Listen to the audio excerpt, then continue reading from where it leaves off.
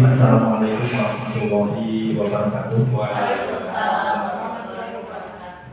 Sebelumnya saya ucapkan terima kasih sudah sangat diterima dengan baik di sini di keluarga besar di SDN 1 Sukaneda. Melanjutkan mungkin yang berikutnya yaitu materi ke 5, 6, dan 7. 5, 6, dan 7 itu ada kebutuhan dasar manusia, kemudian ada posisi kontrol kita seorang guru, kemudian nanti ada segitiga restitusi. Nah, kita akan bahas ya. Di sini ada kebutuhan dasar manusia. Kita sebagai manusia tentunya mungkin punya kebutuhan. Kebutuhan di sini terlepas dari kebutuhan A, B, C, dan D gitu ya. Karena memang pastinya banyak yang namanya kebutuhan. Tetapi di sini ada kebutuhan dasar manusia. Kebutuhan dasar manusia itu merupakan sesuatu yang kita lakukan untuk mendapatkan apa yang kita inginkan.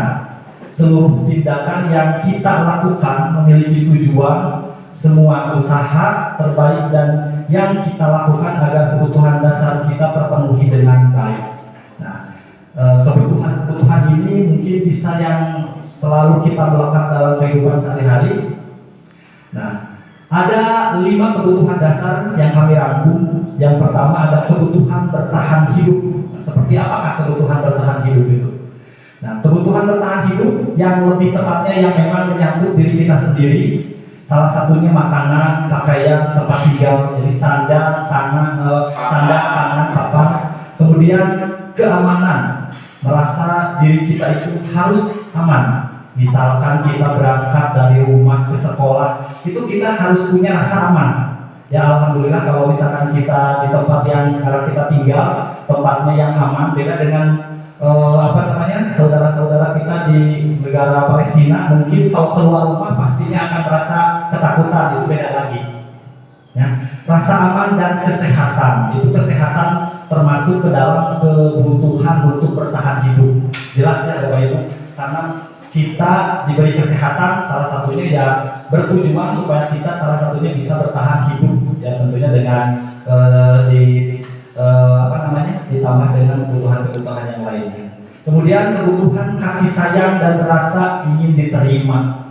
Nah, kebutuhan rasa kasih sayang dan rasa diterima ini salah satunya rasa diterima oleh komunitas, rasa diterima oleh teman sejawat. Bayangkan kalau kita di lingkungan sekolah, contohnya misalkan kita punya masalah dengan teman sejawat dan kita itu jadi seolah-olah tidak bisa diterima dari komunitas sekolah atau komunitas lingkungan kita kerja, pasti akan membuat kita itu menjadi tidak nyaman.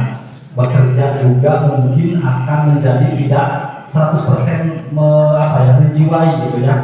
Jadi kita perlu merasa rasa ingin diterima, kemudian diperdulikan, kurang lebih sama, diterima, diperdulikan, kemudian berbagi kerjasama dan menjadi bagian dalam kelompok. Nah, dalam kelompok itu salah satunya ya ini, kita komunitas tempat kita bekerja, kita salah satu kelompok, misalkan kelompok di sekolah kita, di sekolah SD Sukanega 1. Nah, ini kita ingin diterima di kelompok sekolah kita, tidak ingin dikucilkan ataupun tidak ingin dicuekkan dari teman-teman yang lain ataupun dari komunitas yang lain. Kemudian kebutuhan dasar manusia yang ketiga yaitu penguasaan. Penguasaan yang salah satunya yaitu harga diri, keinginan untuk dianggap. Jadi ini hampir mirip dengan rasa ingin diterima, memimpin, berprestasi, diakui dan didengar. Jadi kalau ini lebih ke kebutuhan kita ingin, misalkan contohnya ingin jadi seorang pimpinan di lingkungan sekolah, mungkin salah satunya jadi kepala sekolah. Nah, ini keinginan untuk bisa jadi harga diri seorang pimpinan sekolah, ataupun keinginan untuk dianggap oleh siapa? Dianggap oleh kita, mungkin guru-guru bawahannya, ataupun keinginan memimpin dan berprestasi. Nah, kemudian ada yang diakui dan didengar. Contoh seperti kepala sekolah pastinya merasa ingin seorang kepala sekolah yang didengar oleh bawahannya atau guru-guru yang lain gitu ya. Jadi ingin didengar sarannya, masukannya, ataupun misalkan perintah pemerintahnya gitu, seperti itu. Penguasaan. Yang keempat yaitu kebutuhan dasar, yang keempat yaitu kebebasan.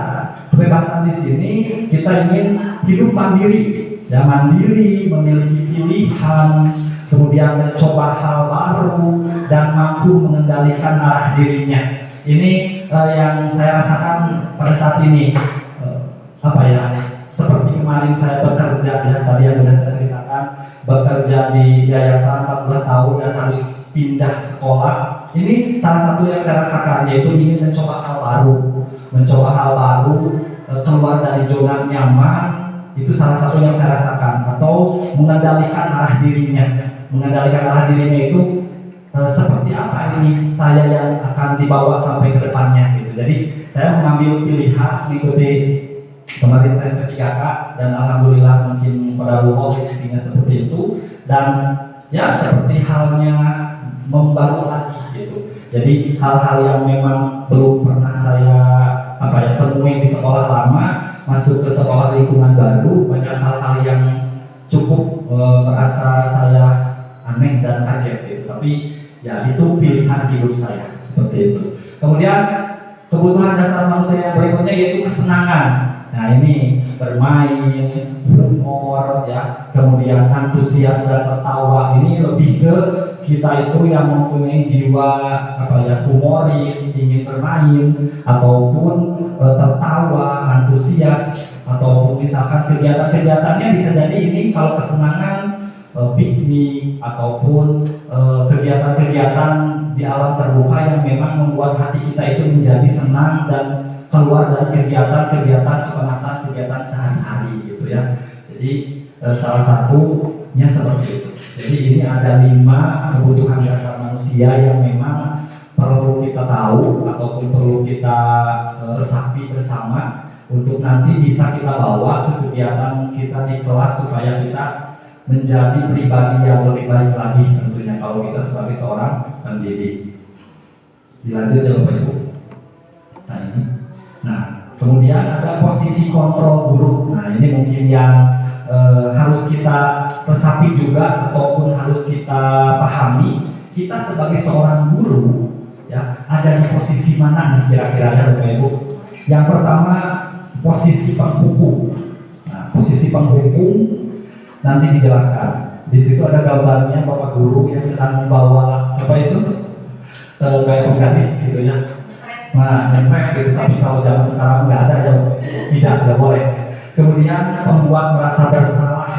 Kalau pembuat merasa bersalah dengan seperti gambar yang itu, jadi si anak atau si pelakunya itu merasa dirinya itu benar-benar dia itu bersalah dengan posisi seorang guru yang kedua ini. Kemudian posisi yang ketiganya itu sebagai teman. Nah, ada kalanya kita sebagai guru juga bisa menerapkan posisi ini, ada kalanya tidak. Terkadang kalau terlalu kita lebih dekat dengan siswa ataupun siswanya itu terlalu sangat-sangat dekat dengan kita, terkadang ada yang kalau bahasa Sunda ngawujak gitunya. Nah, soalnya begitu seperti itu ya Bu. Jadi posisi teman, tapi ada kalanya bisa, ada kalanya enggak gitu. Kemudian ada posisi itu yang tempat pemantau. Kita hanya melihat saja,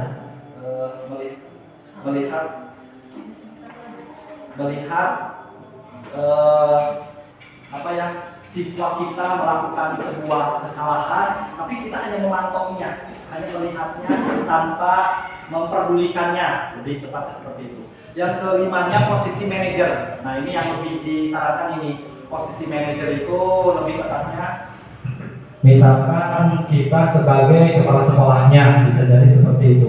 Jadi kalau posisi manajer itu, kalau yang namanya manajer sebagai pimpinan, biasanya pimpinan di sebuah instansi sebagai kepala sekolahnya gitu, atau kalau perusahaan-perusahaan sebagai pimpinannya. Nah di sini ada ilustrasi dari ceritanya. Nah, Adi yang terlambat hadir di sekolah. Ini posisi yang pertama, yaitu posisi penghukum. Lihat Bapak Ibu ya. Nanti kita pahami kita ada di posisi mana. Jadi ada namanya Adi, dia itu yang selalu terlambat di sekolah. Kalau posisi penghukum itu nada suara yang tinggi, kemudian bahasa tubuh, mata melotot, jari menunjuk-nunjuk, seperti halnya kita menghardik gitu ya. Nah, di sini diilustrasikan. Nah, terlambat lagi, pasti terlambat lagi. Selalu datang terlambat. Kapan bisa datang tepat waktu? Nah, itu biasanya dengan kata-kata dengan nada yang tinggi, dengan menunjuk-nunjuk, bahkan mata yang beda dengan biasanya, gitu. Kemudian di sini tanyakan kepada diri Anda, bagaimana perasaan murid bila berbicara seperti itu pada saat muridnya datang terlambat. Nah, apalagi datangnya terlambat, dimarahin di depan teman-temannya, di depan kelas, gitu ya. Nah, ini tanyakan ke diri kita sendiri sebagai guru, kalau di posisi penghukum. Nah, terkadang kalau emosinya kita sebagai guru yang tidak terkontrol, bisa jadi kita sering melakukan hal seperti itu ya Bapak Ibu. Jadi dengan nada yang tinggi, mata yang sedikit melotot, menunjuk-nunjuk, memarahi di depan kelas gitu ya, anak baru datang sudah langsung dimarahi, itu perasaan si anak pastinya akan down. Itu yang pertama. Kemudian kita juga mungkin seperti hal yang orang yang benar saja gitu ya, ketika anak seperti itu. Nah, kemungkinan murid marah dan mendendam atau bersifat agresif. Bisa jadi sesudah kembali duduk, murid tersebut akan mencoret-coret bukunya atau meja tulisnya. Lebih buruk lagi, sepulang sekolah murid tersebut ataupun murid melihat motor atau mobil gurunya, bisa jadi punya inisiatif buruk seperti menggoreskan pisau, menggoreskan batu, menggoreskan penggaris gitu ya.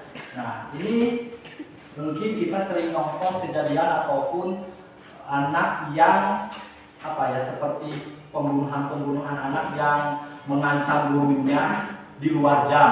Itu saya pernah nonton di berita TV, ketika si anak itu dimarahi, padahal kalau dimarahi oleh gurunya, pasti gurunya punya alasan, itu pasti ya. Kalau kita misalkan sebagai seorang pendidik membela diri, ya anak bisa seperti itu kan karena ada alasannya. Guru tidak akan membuat hal seperti itu kalau tidak ada alasannya. Tapi mungkin kalau melihat itu memang ada bedanya juga. Tetapi itu sangat akan berbekas ke anak. Apalagi yang dimarahinya misalkan anak SMK, anak SMA yang memang sudah pikirannya luas. Bahkan sering ada berita guru yang dihajar ataupun misalkan dicegat ketika pulang sekolah, kejadian seperti itu.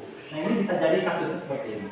Jadi posisi penghukum itu sangat-sangat tidak dianjurkan sebagai pendidik, kita sebagai guru terhadap siswa kita. Kemudian posisi yang kedua, posisi yang membuat merasa bersalah. Posisi kedua itu dengan nada suara yang memelas, halus, sedih, bahasa tubuh merapat pada anak, lesu. Jadi posisi kita itu seperti mengingatkan gitu ya. Jadi dengan suara yang lirih, suara yang lebih lembut. Nah, kalau posisi ini terkadang juga kita sering. Contohnya Adi tadi. Adi, kamu ini bagaimana ya? Kamu sudah berjanji dengan ibu tidak akan terlambat lagi. Kamu kenapa ya senang sekali mengecewakan ibu? Ibu benar-benar kecewa sama kamu, misalkan seperti itu kata-katanya.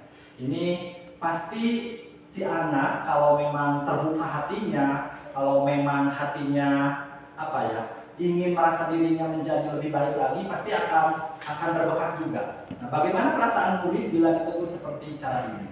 Nah, hasilnya murid akan merasa bersalah. Oh iya ya, saya tiap hari kesiangan terus, tiap hari terlambat terus datang ke kelas, misalkan seperti itu. Bersalah telah mengecewakan ibu atau bapak gurunya. Murid akan merasa menjadi orang yang gagal dan tidak sanggup membahagiakan orang lain. Kadangkala sikap seperti ini lebih berbahaya dari sikap menghukum. Nah, ini juga sama, ada baiknya, ada buruknya. Karena emosi akan tertanam merapat di dalam hatinya murid tersebut. Kemudian tidak seperti murid dalam dengan guru penghukum, di mana murid bisa menumpahkan amarahnya walaupun dengan cara negatif. Kalau tadi kan seperti amarah yang membludak ataupun yang menjadi-jadi ketika si siswanya itu gurunya dalam posisi menghukum. Tapi kalau di sini Murid tertekan, seperti inilah yang tiba-tiba bisa meletus amarahnya dan bisa menyakiti dirinya sendiri. Bisa jadi kalau misalkan posisi yang pembuat rasa bersalah ini, si muridnya itu merasa anak tersebut tertekan. Waduh, saya sudah selalu seperti itu oleh guru setiap hari misalkan. Jadi ini juga sangat-sangat cukup bahaya kalau misalkan kita terapkan. Jadi setiap hari misalkan dalam 1 minggu 2-3 kali kesiangan dengan guru yang sama, misalkan kalau di SD kan guru kelasnya tetap itu, selalu diamanatinya seperti itu. Jadi si anak itu pasti akan setiap hari seperti itu. Jadi kadang merasa tertekan di dalam batinnya tanpa bisa mengeluarkan amarahnya. Ini kalau posisi yang kedua. Nah, bagaimana kalau posisi yang ketiga? Posisi sebagai teman. Jadi gurunya itu sebagai teman. Dengan nada yang ramah, akrab, bercanda, bahkan bahasa tubuhnya juga sama merapat pada murid, mata dan senyumnya jenaka. Biasanya kalau sesama teman, kita juga kalau sesama guru atau sesama teman dengan guru-guru juga kita dengan seperti ini. Nah, kalau misalnya dengan siswa juga sama, terkadang ada bercanda dengan itu ya. Adi, ayolah, bagaimana sih kamu? Kemarin kamu sudah jadi, Bapak, bukannya kenapa terlambat lagi? Sambil tertawa, sedikit-sedikit ada ketawanya. Ya sudah, tidak apa-apa, duduk dulu sana, nanti Pak Guru bantu. Sambil senyum-senyum. Nah ini cenderung guru yang friendly, mungkin ya, guru yang ini mah kayaknya bisa diajak gitu. Kalau posisinya seperti ini. Tapi bagaimana ya hasilnya? Bagaimana perasaan murid dengan sikap guru seperti ini? Nah, hasilnya murid akan merasa senang dan akrab dengan guru ini. Ini termasuk dampak yang positif. Hanya saja di sisi negatif murid menjadi tergantung pada guru tersebut, gitu ya. Bila ada masalah, dia merasa bisa mengandalkan guru tersebut untuk membantunya. Akibat lain dari posisi teman, Adi hanya akan berbuat sesuatu bila yang menyuruh adalah guru tersebut. Nah, dan belum tentu berlaku yang sama dengan guru atau orang yang beda. Jadi kalau posisi teman ini ada baiknya juga, ada buruknya juga. Nah, di situ tadi ada ketergantungan bagaimana kalau guru tersebut misalkan pindah, mutasi, ataupun misalkan jadi tidak ada di situ. Pasti si anak itu ketergantungan, kalau punya masalah larinya ke guru itu, ataupun selalu dibela dengan guru tersebut, gitu ya. Terkadang di posisi ini juga kita pernah merasakan ataupun bahkan sering. Jadi ada positifnya, ada negatifnya, gitu ya. Kemudian sebagai pemantau, kalau sebagai pemantau kita guru sebagai pemantau dengan ada yang datar-datar saja, bahasa tubuh yang formal-formal saja, gitu ya. Kata gurunya, Adi, tahukah kamu jam berapa kita memulai? Tahu Pak, kamu terlambat 15 menit. Apakah kamu sudah mengerti konsekuensinya yang harus dilakukan bila terlambat? Paham Pak, saya harus tinggal kelas pada jam istirahat nanti dan mengerjakan tugas ketertinggalan saya. Ya benar, nanti pada saat jam istirahat kamu harus tinggal di kelas untuk menyelesaikan tugas yang tertinggal tadi. Saya tunggu. Nah, gitu. Jadi kalau misalkan sebagai pemantau dia mungkin datar-datar saja dengan nada yang datar, wajah yang datar, gitu kan. Nah, bagaimana perasaan murid jika diperlakukan seperti itu? Ini ada hasilnya. Murid akan memahami konsekuensi yang harus dijalankan karena telah melanggar salah satu peraturan sekolah. Guru tidak menunjukkan suatu emosi yang berlebihan. Jadi kalau pemantau ini ya marah tidak, kesal juga enggak, gitu kan. Jadi kalau misalkan di posisi ini juga harusnya kita jarang melakukan hal ini. Kemudian murid tetap dibuat tidak nyaman, yaitu dengan harus tinggal kelas pada waktu jam istirahat dan mengerjakan tugas. Guru tetap harus memantau murid pada saat mengerjakan tugas di jam istirahat karena murid tidak bisa tinggal seorang diri. Jadi kalau misalkan posisi seperti ini, ketika misalkan jadi pemantau, anak tersebut karena sering terlambat, kerjakan tugas di kelas, gurunya lewat. Nah itu pasti dikerjakan atau enggak? Nah itu pertanyaannya. Jadi tetap sebagai pemantau juga, karena di situ tugasnya sebagai pemantau, kita diposisikan sebagai pemantau yang harus memantau benar-benar, walaupun tidak menghukum, tidak seperti yang sebelum-sebelumnya gitu. Jadi kalau misalkan di posisi ini juga terkadang bisa juga dilakukan, tetapi kalau misalkan kalau kita bisa melakukan hal-hal yang sebelum ini, kita tinggalkan yang posisi ini. Kemudian posisi yang terakhir, manajer. Nah, kalau manajer itu nada suaranya tulus, bahasa tubuh tidak kaku, mendekat ke murid. Misalkan gurunya yang sebagai manajer. Tadi, apakah kamu mengetahui jam berapa sekolah dimulai? Tahu Pak, jam 7. Ya, jadi kamu terlambat. Kira-kira bagaimana kamu akan memperbaiki masalah ini? Saya bisa menanyakan teman saya Pak untuk mengejar tugas yang tertinggal. Baik, itu bisa dilakukan. Apakah besok akan ada masalah untuk kamu agar bisa hadir tepat waktu ke sekolah? Tidak Pak, saya bisa hadir tepat waktu. Baik, saya harus hargai usahamu untuk memperbaiki diri. Nah, jadi kalau misalkan seperti yang posisi manajer ini, jadi dia itu dengan nada yang tegas gitu kan, biasanya terkadang kita juga sebagai guru bisa ya seperti ini. Jadi seperti yang tidak menghukum, tidak membuat merasa bersalah, tetapi memberikan penanaman ke anak itu, benar-benar si anak itu akan bisa berubah dengan nada-nada yang seperti yang barusan saya contohkan gitu. Jadi intinya di posisi apapun itu, dari posisi yang pertama penghukum, pembuat merasa bersalah, posisi pemantau, posisi teman, atau bahkan posisi manajer, intinya juga sama, hampir sama. Kita sebagai guru ingin membuat siswa kita itu menjadi lebih baik lagi. Seperti itu ya Bapak Ibu. Ada yang ditanyakan sampai sini? Kira-kira yang sering Bapak Ibu lakukan di posisi mana nih kira-kira? Kalau misalkan melihat kasus Adi yang barusan. Kalau saya pribadi seringnya di posisi yang sering membuat anak itu merasa bersalah. Kalau saya seringnya, karena ya agak serba salah ya Bapak Ibu, mau marah sekarang mah beda dengan zaman dulu ya. Kalau misalkan kita mau marah, apalagi ada kontak fisik juga, apalagi kalau sekarang memang sangat-sangat tidak dianjurkan. Kalau saya pribadi ada seringnya di posisi yang sering membuat merasa bersalah. Pada posisi manajer, maka suara guru sebaiknya tulus, tidak perlu marah, tidak perlu meninggikan suara, apalagi menunjuk-nunjuk jari ke murid, ya, berkaca pinggang. Nah, berkaca pinggang seperti kita melakukan gitu ya, betul. Atau bersikap seolah-olah menyesal, tampak sedih sekali akan berbuat murid ataupun bersendaguro menempatkan diri sebagai teman murid.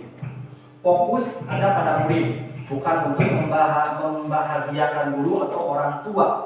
Murid sudah mengetahui adanya suatu masalah, seperti masalah tadi.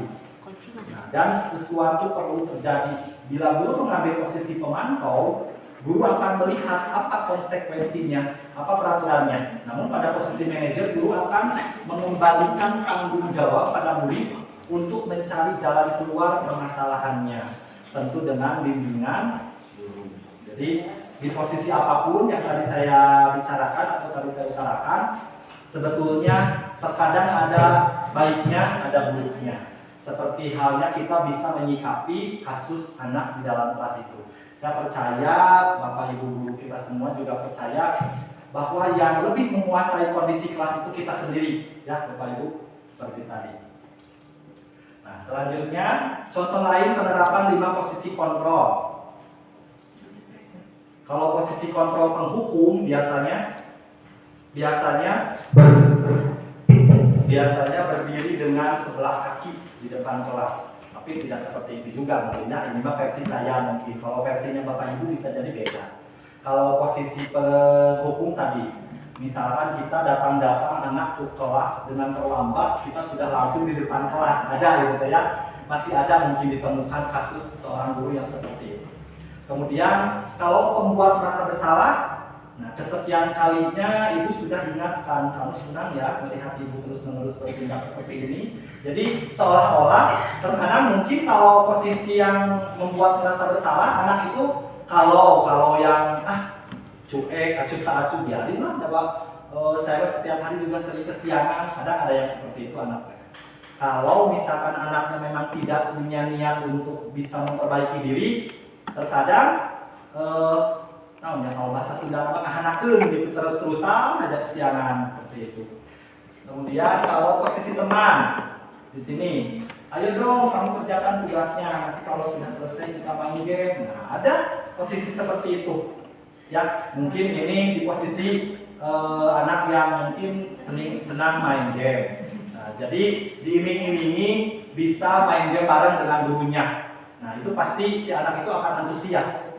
Ya. Kemudian kalau posisi pemantau, kamu sudah melakukan kesalahan dan sudah mengetahui konsekuensinya. Sekarang selesaikan dan segera kumpulkan. Kalau posisi pemantau tadi yang saya tadi bicarakan, jadi si guru itu posisinya itu dia itu datar-datar saja. Jadi terkadang hanya memantau saja, tidak 100% mungkin melihat kedepannya si anak bakal berbuat ataupun berubah seperti apa yang lebih baik lagi. Kalau posisi pemantau. Kalau posisi manajer, kalau posisi manajer, apakah kamu tahu kesalahanmu? Nah, biasanya dengan nada yang tegas, kalau guru yang di posisi manajer itu, keyakinan sekolah apa yang kamu langgar. Misalkan anaknya ditanya ketika sering terlambat ataupun beberapa kali terlambat. Dengan nada yang tegas, posisi kita sebagai guru.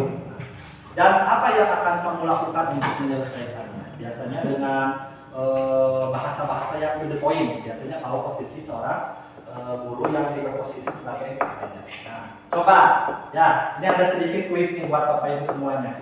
Ini di posisi apa ya? Posisi kontrol apakah aku? Nah, aku itu kita sebagai guru ya, kita sebagai pengajar ke anak-anak. Saya kecewa sekali dengan kamu. Kira-kira posisi apa? Posisi apa? Posisi Pembuat bersalah. Iya, posisi pembuat merasa bersalah. Jadi kalau posisi pembuat merasa bersalah itu dengan nada yang sangat menolak, kamu sudah membuat ibu kecewa, kamu sudah membuat ibu Jadi kalau misalkan posisi seperti yang pembuat bersalah itu ke anaknya itu sangat-sangat akan membekas. Jadi dengan kata-kata atau nada-nada yang lemah lembut sekali. Selanjutnya, posisi kontrol apakah aku? Kamu tidak pernah benar melakukan sekarang kali 8 3 kali. Kamu tidak pernah benar melakukannya. Misalkan pelajaran matematika dikasih soal salah terus. Sekarang kali 8 3 kali. Ada yang seperti itu? Ada mungkinnya, tapi sekarang sudah jarang ada. Kalau dulu mah saya pernah. Sering. Ini penghukum jelas-jelas. Jalan bebek, ya, saya pernah di posisi sama gurunya itu penghukum, disuruh jalan bebek keliling lapangan. Padahal lumayan itu tengah hari. Kalau sekarang tidak pernah ya, jangan seperti itu. Posisi kontrol apakah aku? Kira-kira bagaimana kamu akan memperbaiki masalah ini? Nah, dengan yang tadi yang datar-datar saja, posisi apa? Nah, manajer gitu ya. Jadi dengan yang berikutnya, posisi kontrol apakah aku? Ayolah lakukan demi bapak, demi ibu. Posisi apa? Nah, teman. Jadi kalau dengan kata-kata yang seperti itu kayak ke teman, ke saudara gitu kan. Ayolah kerjakan, kalau bisa nanti. Biasanya guru kelas 1 seperti itu banyak gitu ya. Kalau misalkan ngerjainnya cepat, nanti pulangnya lebih cepat. Ada yang seperti itu, padahal kalau jadwalnya nggak bisa dicepat-cepat, ya harus bareng-bareng semuanya. Terkadang anak seperti itu. Posisi kontrol apakah aku? Kamu terlambat 15 menit, apakah kamu sudah mengerti konsekuensinya yang dilakukan bila terlambat? Nah, posisi apa? Pemantau. Keyakinan kelas tadi sudah. Nah, yang terakhir, segitiga restitusi. Mungkin segitiga restitusi ini sesuatu hal yang baru. Dan Bapak Ibu, saya juga sama Bu Tita pas begitu sedang pendidikan guru penggerak, pas di materi posisi segitiga restitusi ini sesuatu yang cukup asing karena memang baru mengenalnya ketika kemarin pendidikannya. Di sini segitiga restitusi ini akan dipaparkan, kita sharing. Nah, apa itu segitiga restitusi? Segitiga restitusi ini suatu proses dialog yang dijalankan guru atau orang tua. Jadi kita sebagai guru bisa berdialog dengan siswanya, bisa jadi, atau dengan orang tuanya, agar dapat menghasilkan murid yang mandiri dan bertanggung jawab. Bisa kita sebagai guru dengan siswa, bisa kita guru sebagai orang tua mencari info, ataupun bisa jadi orang tua ke siswanya, ke anaknya. Dan segitiga restitusi membantu murid memiliki tujuan, disiplin positif, dan memperbaiki dirinya setelah berbuat salah. Jadi intinya ke judul utama ingin membuat disiplin positif dan memperbaiki dirinya setelah berbuat salah. Ketika setelah berbuat salah, ada pendekatan dengan pendekatan segitiga restitusi ini. Restitusi bukan untuk menebus kesalahan, namun untuk belajar dari kesalahan. Jadi bukan untuk menghakimi si anak itu harus seperti apa, tetapi mencarikan jalan keluarnya, mencarikan solusinya, biar supaya kasusnya atau masalah yang ada pada anak tersebut bisa terselesaikan. Nah, di sini segitiga restitusi itu ada 3. Yang pertama, menstabilkan identitas. Nah, nanti kita bahas. Kemudian yang kedua ada validasi tindakan yang salah. Dan yang terakhir, menanyakan keyakinan. Nah, seperti apakah menstabilkan identitas ini? Nah, di sini berbuat salah itu manusiawi. Tidak ada manusia yang sempurna. Bapak Ibu juga pernah melakukan kesalahan seperti itu. Bapak Ibu tidak tertarik mencari siapa yang salah, tapi Bapak Ibu ingin mencari solusi dari permasalahan ini. Nah, kamu berhak merasa begitu. Maksudnya di sini menstabilkan identitas itu kita juga harus merasa bahwa kalau misalkan si anak melakukan sebuah kesalahan ataupun melakukan sebuah pelanggaran, nah, tadi kan di situ ada berbuat salah itu manusiawi, memang betul. Tetapi kalau misalkan kesalahannya itu kita tidak luruskan ataupun kesalahannya kita tidak cari solusi terbaiknya, takutnya anaknya kedepannya terus bersalah ataupun terus melakukan kesalahan-kesalahan seperti itu. Tidak ada manusia yang sempurna. Kemudian Bapak Ibu juga pernah melakukan, kita juga mungkin kalau misalkan dalam hati kita sendiri, dalam hati kecil kita sendiri ketika kita memberikan wejangan ceramah ke anak, terkadang saya juga waktu kecil sebagai bapak pernah gitu, kalau dari zaman dari siswanya, nah, seperti itu mungkin ya. Jadi maksudnya ini.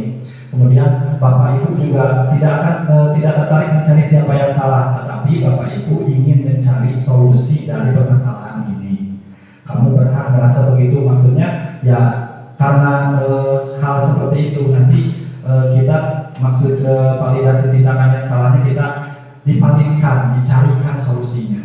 Kemudian validasi tindakan yang salah itu, nah di sini kamu pasti punya alasan mengapa melakukan hal itu. Contoh kecil kasusnya ketika si anak mencontek di kelas.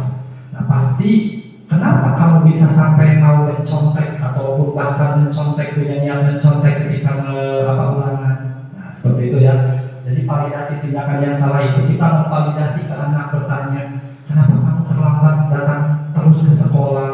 Mungkin jawabannya bisa jadi tidak ada yang nganter, jarak rumah jauh, ataupun bangunnya kesiangan. Bisa jadi jawaban-jawaban anak seperti itu. Nah padahal kamu bisa melakukan yang lebih buruk dari ini.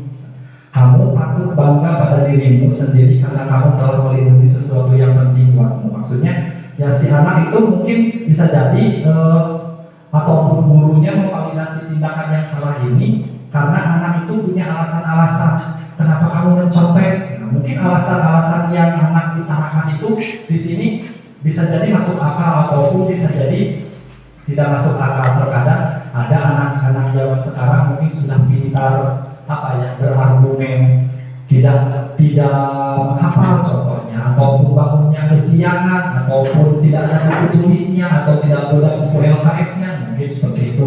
Kalau ditanya jawaban-jawaban anak yang salah satunya anak yang sering nyontek, seperti itu. Jadi kita memvalidasi tindakan-tindakan yang salah ke anak seperti itu. Jadi ditanyakan dulu. Kemudian menanyakan keyakinan.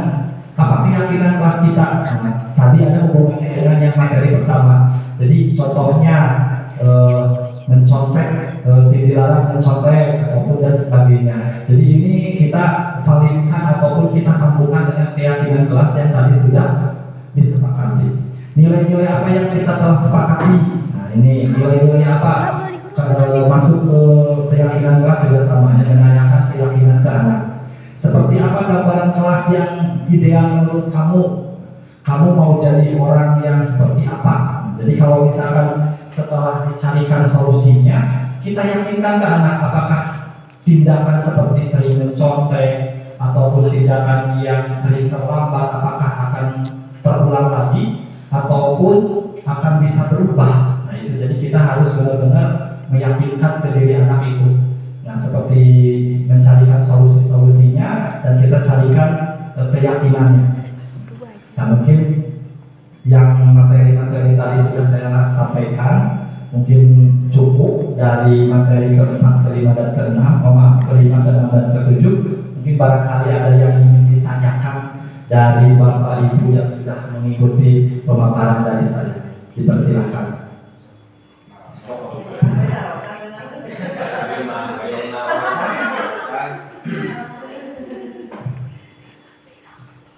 Kemarin saya sedikit cerita ya, kasusnya yang segitiga restitusi ini memang kemarin harus dibuatkan videonya ya.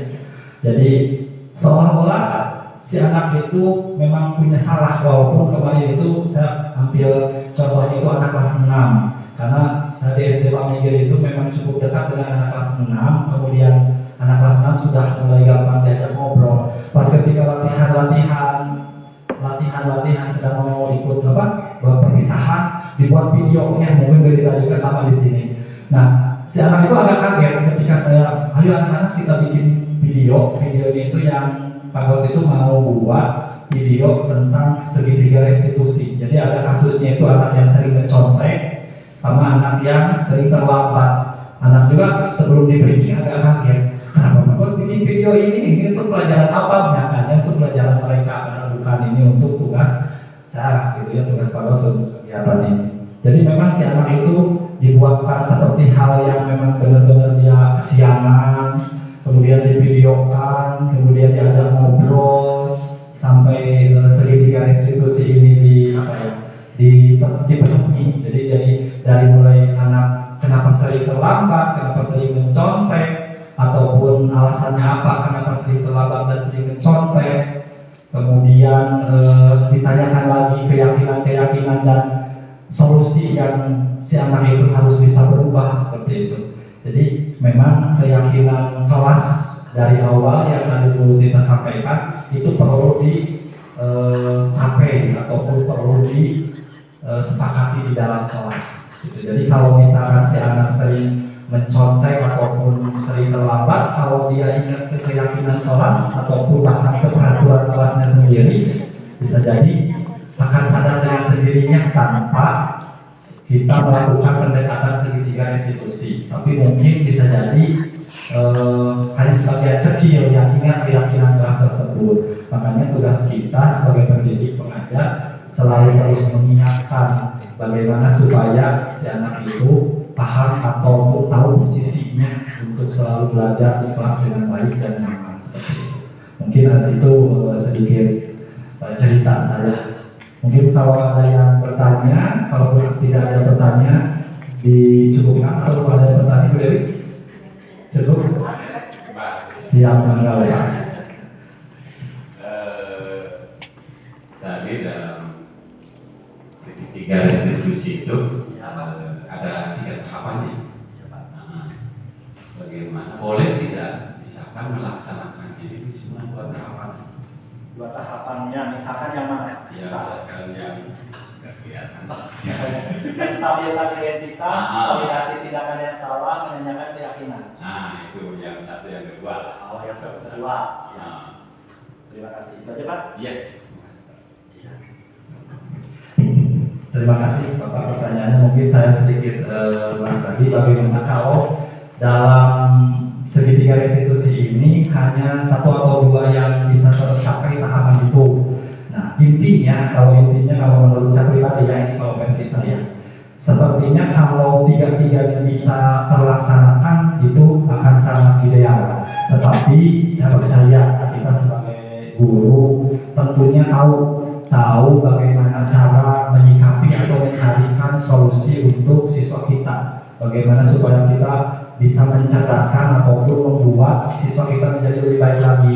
Tapi pada intinya kalau menurut saya pribadi, ketika 1 dan 2 saja, kalaulah misalkan ambil satu kasus saja yang tadi saya contohkan. Kalau misalkan cuma 2 tahapan, kalau memang benar-benar si anak itu bisa jadi berubah lebih baik lagi, ya mungkin bisa saja cukup gitu. Tapi kalau misalkan justru yang ketiganya, kalau menurut saya menanyakan keyakinan itu maksudnya, kalau saya pribadi mengambil kesimpulan, menanyakan keyakinan itu meyakinkan si anak supaya benar-benar bisa berubah ataupun bisa solusi yang tadinya tidak ada jadi ada dan bisa si anak itu terapkan.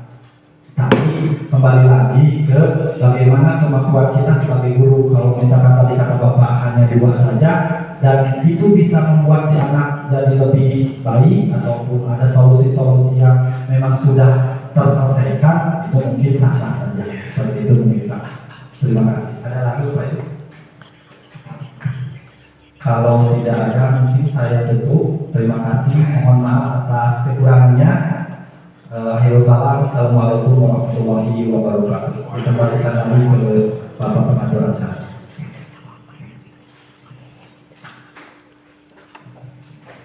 Terima kasih kepada calon guru penggerak, kepada Ibu Tita dan kepada Bapak Gaus yang telah menyampaikan materi-materi yang sangat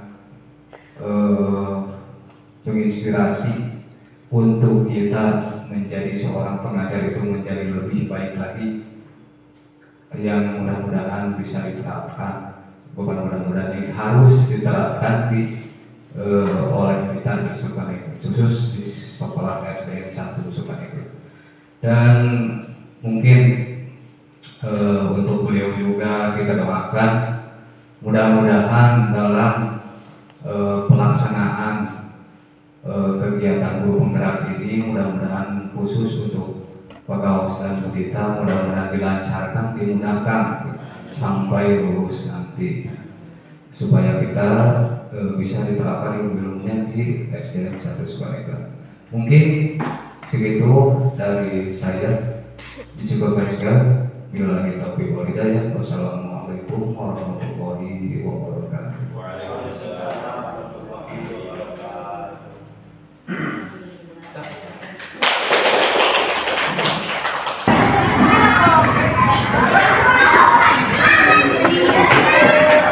Waalaikumsalam.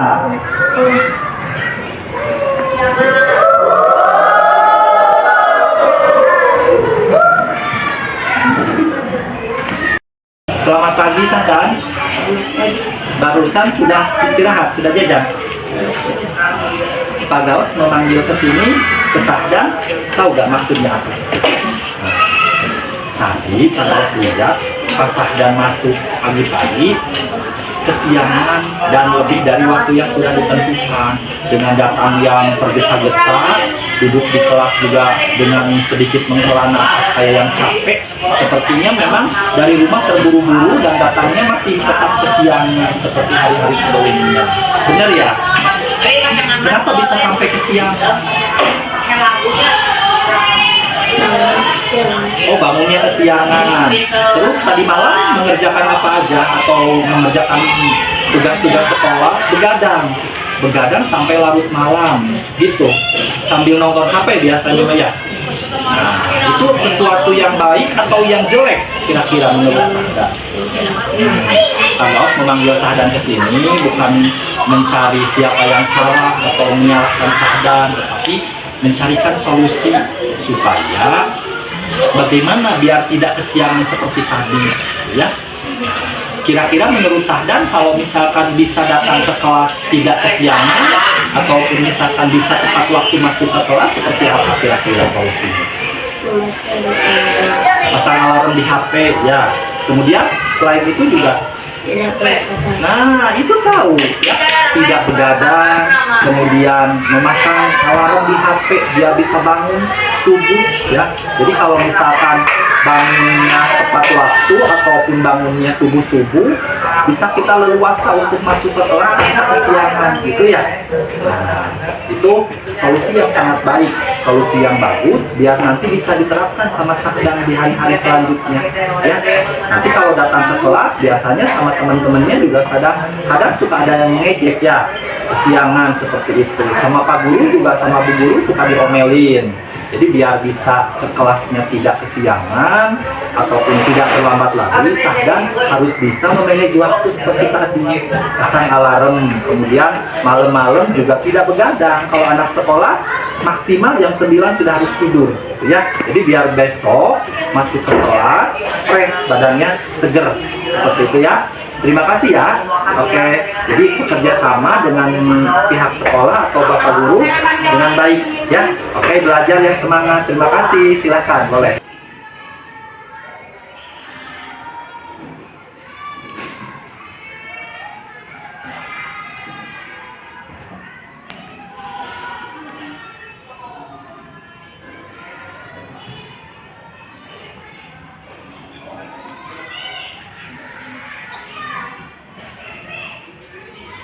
Hanif sudah istirahat, sudah jajan?